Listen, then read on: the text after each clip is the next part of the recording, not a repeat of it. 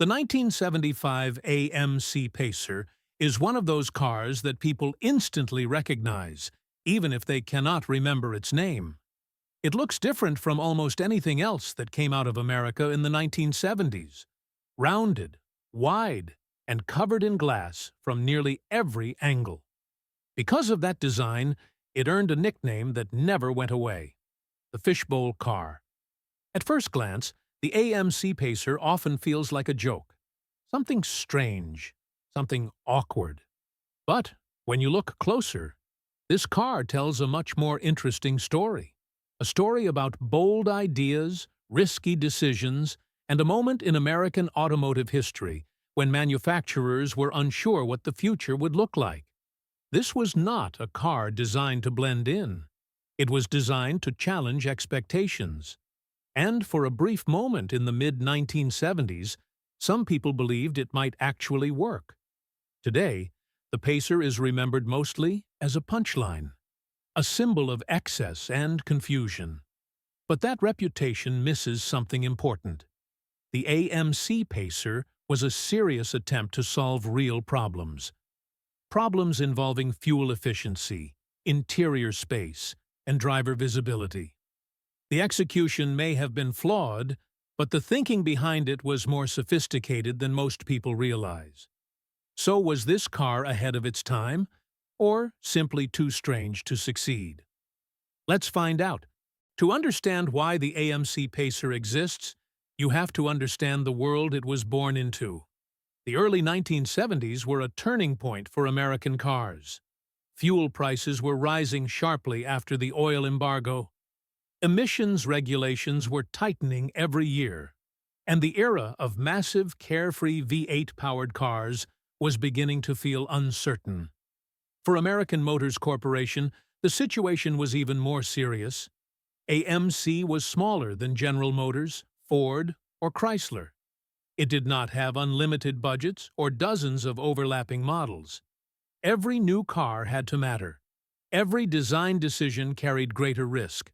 By 1973, AMC executives knew they needed something bold, something different, something that would make buyers stop and look in showrooms. The answer, at least on paper, was to create a compact car that did not feel small, a car that offered comfort, visibility, and a sense of openness at a time when people were starting to feel constrained by the changes happening around them. AMC's design team, led by Dick Teague, began sketching ideas. They looked at European cars for inspiration. They studied what consumers said they wanted in surveys and focus groups. What emerged was unusual: a car with a wide body and short length, massive glass areas for visibility, a design philosophy that prioritized interior space over traditional proportions. By 1974, the project had a name: Pacer, and AMC was betting heavily that this unconventional approach would resonate with buyers who wanted something new. The car debuted in February of 1975. Initial reaction was mixed, but intense. Some automotive journalists praised its innovation. Others questioned whether buyers would accept such a radical departure from conventional design. AMC believed they had created something special, a car for the modern era, a vehicle that acknowledged the realities of fuel costs and urban driving while still offering comfort and character. They were about to find out if the market agreed. The defining feature of the AMC Pacer is obvious: glass, and lots of it. AMC engineers believed visibility could be a selling point. They thought drivers would feel safer and more relaxed if they could clearly see their surroundings. So they designed a car with one of the largest glass areas ever used on a production vehicle up to that point. The windshield was steeply curved and wrapped deeply into the roof. The side windows were massive, extending well into what would normally be solid metal pillars. Even the rear glass wrapped around the corners of the body. From inside the car, the world felt closer and brighter. You could see traffic approaching from multiple angles. Parking felt easier because sightlines were improved. Passengers felt less enclosed. This was not an accident. It was philosophy. At a time when many cars felt heavy and dark inside, the Pacer aimed to feel open, almost panoramic. The idea was modern, even optimistic, and it stood in sharp contrast to the boxy, formal shapes that would dominate later decades. But that much glass created challenges. The car became heavier than AMC originally intended. The extra weight required stronger air conditioning to keep the interior comfortable in summer. Heating also had to work harder in winter. Some owners complained that the Pacer felt like a greenhouse on hot days. Others noted that the massive glass areas reduced privacy. If you were sitting at a stoplight, people outside could see directly into the cabin. Still, the philosophy made sense for its time. Americans were becoming more safety conscious. They wanted better visibility, and the Pacer delivered that in abundance. The exterior shape followed naturally from this glass-first approach. To accommodate such large windows, AMC designers relied on curves and rounded surfaces. The result was a car that looked unlike anything else on American roads. Some people loved it. They saw a futuristic design that rejected straight lines and traditional sedan proportions. Others found it awkward, comparing it to a bubble or, famously, a fishbowl. AMC marketing focused on the benefits. Advertisements highlighted the spacious interior, excellent visibility, and the car's unique personality. The Pacer was positioned as a thinking person's car, a vehicle for buyers who valued function over conformity. Whether that message truly resonated would determine the Pacer's fate. One of the most unusual features of the AMC Pacer is something many people never notice at first. The doors are not the same length. The passenger side door is longer than the driver's side door by several inches. This was done deliberately. AMC designers wanted rear passengers to enter and exit the car more safely, especially on busy streets. By making the passenger door longer, passengers stepping out on the curbside had more room to move without squeezing through a narrow opening. It looks strange when you first learn about it. The asymmetry feels wrong to eyes trained on symmetrical car design. But it perfectly reflects AMC's thinking. Practical ideas came first. Style came second. This philosophy appears throughout the Pacer. Many of its strangest elements make sense when you pause long enough to understand the intention behind them. Another example is the width. The Pacer is surprisingly wide for a compact car, roughly 77 inches across. That is wider than many full-size sedans from the same era. Why so wide? Because AMC wanted genuine shoulder room. They wanted 3 adults to sit comfortably across the front bench seat without constant contact. They wanted the interior to feel spacious, even though the exterior footprint remained relatively short. The wide body also lowered the car's center of gravity, which helped improve stability. In an era when many small cars felt tall and narrow, the Pacer felt planted on the road. The short wheelbase, measuring 100 inches, made the car easy to maneuver and park in tight urban environments. Combined with excellent visibility, this made the Pacer surprisingly practical for city driving. Even the rounded shape served a purpose beyond appearance. The curves reduced the number of sharp panel edges and seams. Fewer seams meant fewer places for rust to form, at least in theory. AMC also employed a unitized body layout, which was becoming more common but was still relatively new for American manufacturers at the time. This approach helped reduce weight compared to traditional body-on-frame construction. Unfortunately, many of these thoughtful details were lost in the noise. When people saw the Pacer, they focused on its unusual appearance: the wide body, the massive glass, the Fishbowl nickname. Very few buyers took the time to understand what AMC was actually trying to accomplish. And that disconnect between intention and perception would follow the Pacer throughout its production run. From the outside, the AMC Pacer appears compact, short, almost stubby in proportion. But once you sit inside, that illusion disappears quickly. The car is surprisingly wide. Shoulder room is generous, landing in the mid-50-inch range across the front seat. For context, that is comparable to, and in some cases greater than, what many mid-size sedans would offer years later. Passengers do not feel squeezed. 3 adults can sit across the front bench without constant contact. The wide body allowed AMC to create a cabin that felt almost lounge-like compared to other compact cars of the era. The large windows amplified that feeling, making the interior feel airy and open. Headroom was excellent, particularly for front seat occupants. Even taller drivers could sit comfortably without their heads brushing the headliner. The dashboard was designed with simplicity in mind. Large, easy-to-read gauges. Straightforward controls placed within easy reach. Nothing overly complex or decorative.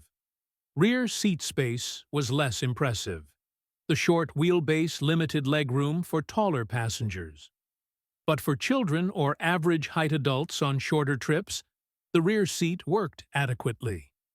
Cargo space was reasonable for a compact car, though the sloping rear glass reduced vertical loading space. Still, for grocery runs or weekend trips, the Pacer handled everyday tasks competently. This was one of the Pacer's strongest qualities. The interior genuinely delivered on AMC's promise of compact car efficiency, combined with a feeling of mid-size comfort. Unfortunately, it was also one of the car's least understood strengths. Many buyers judged the Pacer solely by its exterior appearance, and never experienced what it felt like to sit inside. AMC's marketing struggled to overcome that first impression. No amount of advertising could fully communicate the interior experience. You had to be inside the car to understand it. And many potential buyers never reached that point. This is where the AMC Pacer story takes a decisive turn. The car that ultimately reached showrooms was not the car AMC originally planned to build. Originally, the Pacer was designed around a lightweight rotary engine. General Motors had been developing a Wankel rotary engine that promised compact size, smooth operation, and respectable efficiency. That engine would have suited the Pacer well. It would have improved weight distribution, reduced overall mass, and reinforced the car's forward-looking image. But when General Motors canceled the rotary engine program in 1974, AMC was forced to pivot quickly. Conventional inline-6 and V8 engines were installed instead. These were proven and reliable power plants, but they were also significantly heavier. The added weight changed the car's balance. Fuel economy suffered at exactly the wrong moment, just as Americans were becoming intensely aware of gasoline consumption after the oil embargo. Early Pacers were offered with AMC inline-6 options in the 3.8 to 4.2-liter range, producing around 100 horsepower depending on configuration. Performance was adequate but unremarkable. 0 to 60 miles per hour could land in the mid-teens, depending on setup. An optional 5.0-liter V8 delivered more power, landing in the ballpark of 130 horsepower. But fuel economy dropped into the low teens. For a car partially marketed on efficiency, those numbers disappointed many buyers. The Pacer was not slow by mid-1970s standards, but it was no longer the efficient, forward-thinking vehicle AMC had envisioned. That single change, driven by circumstances beyond AMC's control, altered the Pacer's destiny more than any styling decision ever could. Buyers who expected European-style efficiency in a compact package instead found American-style thirst in an unconventional body. That mismatch between expectation and reality hurt sales from the beginning. AMC attempted improvements in later years, but the damage to the Pacer's reputation had already been done. The AMC Pacer did not fail because it was poorly built. Build quality was acceptable by mid-1970s American standards. It failed because it confused buyers. People saw a compact car and expected compact efficiency. Instead, they encountered a wide, relatively heavy vehicle that did not deliver the fuel savings they hoped for. At the same time, the Pacer's unusual appearance made it an easy target for criticism. Automotive journalists were divided. Some praised its innovation. Others questioned its aesthetics and long-term appeal. Timing also worked against it. The Pacer launched just as the worst of the fuel crisis was easing. Buyers who had been desperate for efficient transportation in 1974 were beginning to reconsider more conventional options. AMC's limited dealer network added another obstacle. In many regions, AMC dealerships were sparse. Even interested buyers often had difficulty finding a Pacer to test drive. Sales began reasonably well in 1975, with AMC moving about 145,000 units in the first year. But interest declined rapidly. By 1978, annual sales had dropped below 20,000 vehicles. AMC tried revised styling, wagon variants, and updated marketing. None reversed the downward trend. Production ended in 1980 after 6 model years. The Pacer became a symbol of everything awkward about 1970s automotive design, and AMC never fully recovered from the financial strain associated with its development. Over time, the AMC Pacer took on a second life. Movies and television embraced its unusual shape. Most famously, it appeared in Wayne's World, becoming shorthand for quirky characters and 1970s nostalgia. Ironically, this ensured the car would never be forgotten. While many more successful vehicles faded from memory, the Pacer remained instantly recognizable decades later. Today, the AMC Pacer is often viewed with greater appreciation. Enthusiasts see it as a bold experiment, a car that attempted something different during a period of uncertainty in the automotive industry. Some collectors seek Pacers precisely because of their unconventional design.